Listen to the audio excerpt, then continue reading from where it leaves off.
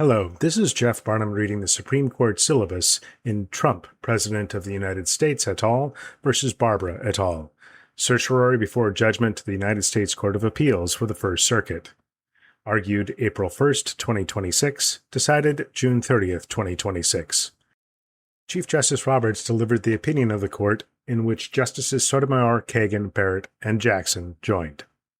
The question presented is whether the Constitution guarantees citizenship to children born in the United States of parents who are unlawfully or temporarily present in the country. Under the Citizenship Clause of the 14th Amendment, all persons born or naturalized in the United States and subject to the jurisdiction thereof are citizens of the United States and of the state wherein they reside. On January 20, 2025, President Trump issued Executive Order No. 14160, titled Protecting the Meaning and Value of American Citizenship. The order provides that children born in the United States of parents who are unlawfully or temporarily present here are not subject to the jurisdiction of the United States, and thus do not qualify for citizenship under the 14th Amendment or the Immigration and Nationality Act, or INA, which uses the same language. Several parents filed suit, some in the name of their children, arguing that the executive order violates the 14th Amendment and the INA.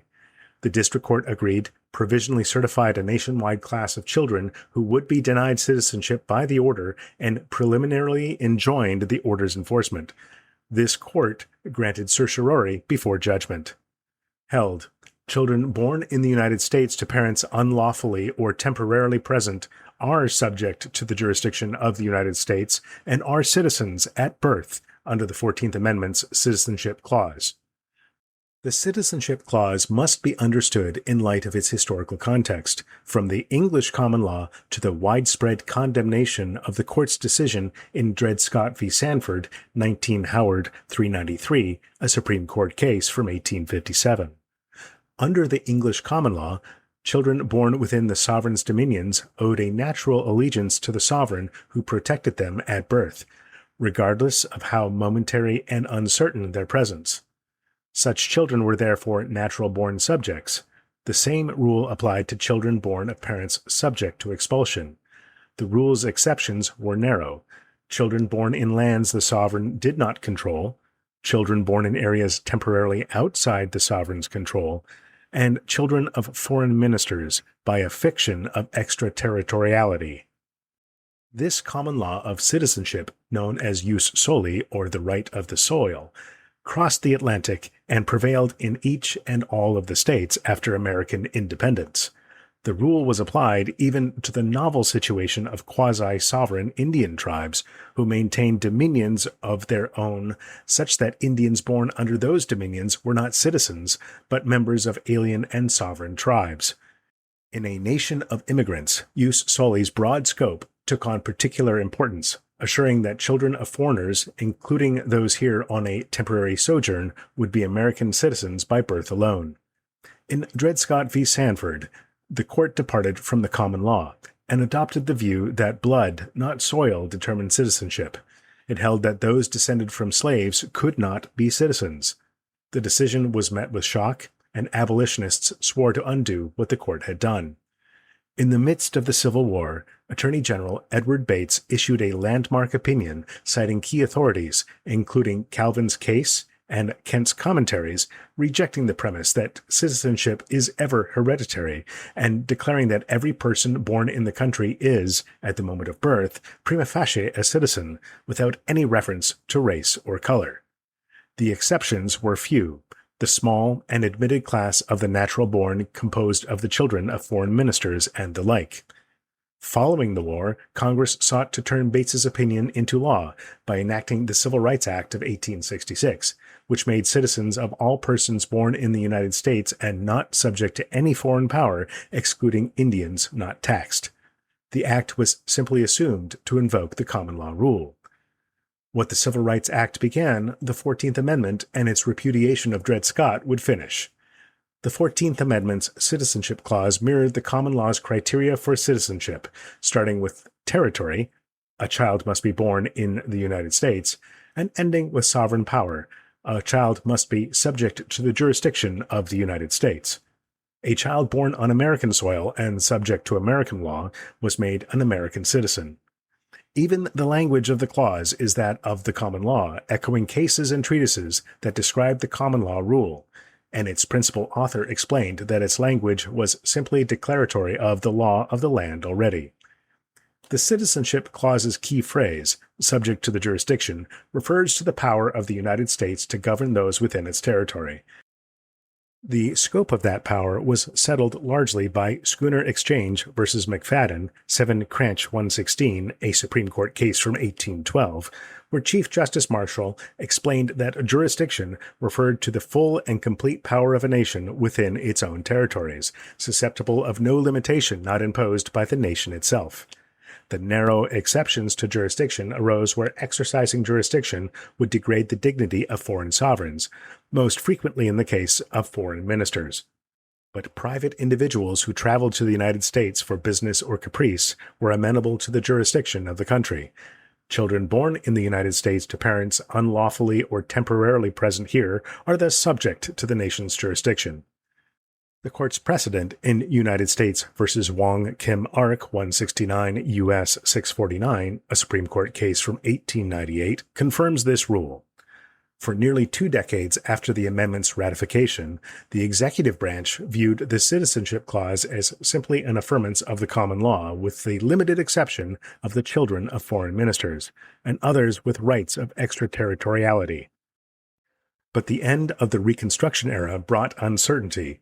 Around that time, the State Department began to deny citizenship to those with dual or doubtful allegiance, and several scholars proposed a new international law-based theory of the citizenship clause, focused on the parent's status, not the child's. Only if a child's parents were domiciled in the United States was the child internationally subject to the jurisdiction of the United States, as the citizenship clause, they said, required. Acknowledging that the common law took a different view, these writers insisted that jus soli had not been made part of the Constitution. In Wong Kim Ark, the court held that the 14th Amendment was declaratory of the fundamental rule of citizenship by birth that prevailed at common law, excluding only those recognized as exempt from the jurisdiction of this country, the children of ambassadors, and those born in the nations of Indian tribes. All others were citizens at birth, whether born to permanent residents or temporary visitors. The court wrote that the words subject to the jurisdiction thereof must be presumed to have been understood in the same sense as Chief Justice Marshall used them in Schooner Exchange. Under that understanding, aliens who traveled to the United States for business or pleasure received no exemption from the jurisdiction of the country. To the contrary, they were subject to that jurisdiction for as long as they remained here, and any children born to them were American citizens under the 14th Amendment. Arguments for limiting birthright citizenship to those domiciled in the United States fail. These arguments err in their definition of allegiance, contending that natural allegiance was no longer sufficient for citizenship and that some greater quantum of allegiance based on domicile was required. There is scant evidence for this dramatically revisionist view. Sources from 1776 to 1868 defined allegiance by birth, just as the British did, as the tie or duty owed by one who is born within the dominions and under the protection of a particular sovereign. Domicile and national citizenship are distinct concepts. One who establishes a domicile in a new country does not automatically become a citizen thereof, nor does he automatically lose his prior citizenship. The congressional debates over the Civil Rights Act of 1866 and the 14th Amendment confirm the common law rule. Statements embracing the common law rule were far more frequent and explicit than ambiguous references to temporary sojourners. For a Congress intent on putting the question of citizenship once and forever to rest, a domicile-based qualification would have introduced significant uncertainty. Yet the word domicile appears just twice in the discussion of the relevant provision of the Civil Rights Act, and in only one speech from the Citizenship Clause debates. Sources from after the ratification of the 14th Amendment do not put in doubt the understanding of the Citizenship Clause at the time of and after its ratification. In any case, post-enactment history cannot override the text. If Congress intended to limit American citizenship to the children of those domiciled in the United States, nothing in the succinct language of the Citizenship Clause conveyed that design. Words appearing frequently in the executive order, mother, father, lawful, temporary, are absent from the clause. Attempts to narrow Wong Kim Ark by noting that the court's opinion repeatedly referred to the domicile of Wong's parents fail because the holding's underlying reasoning cannot be squared with a domicile requirement. The court exhaustively canvassed the text and history of the Citizenship Clause and at no point identified any evidence that the ratifiers thought themselves to be imposing a domicile limitation. Affirmed. Chief Justice Roberts delivered the opinion of the court, in which Justices Sotomayor, Kagan, Barrett, and Jackson joined. Justice Jackson filed a concurring opinion in which Justice Sotomayor joined as to the introduction and Part 1. Justice Kavanaugh filed an opinion concurring in the judgment and dissenting in part. Justice Thomas filed a dissenting opinion in which Justice Gorsuch joined. Justice Alito and Justice Gorsuch filed dissenting opinions.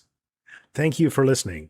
Please help us by rating and reviewing this podcast wherever you get your podcasts. We do read them and make changes based on your feedback, so thank you very much, and we appreciate the feedback so we can make this as useful as possible. And make sure you subscribe so you can get whatever decisions come down on the interim docket and what decisions will be coming down in the OT 26 term. I guess that would be the October term of 2026, not OT 2026, because that's redundant. Anyway, subscribe so you can get all of those decisions delivered to your device. Thank you for listening and being with us this term. We'll look forward to coming back.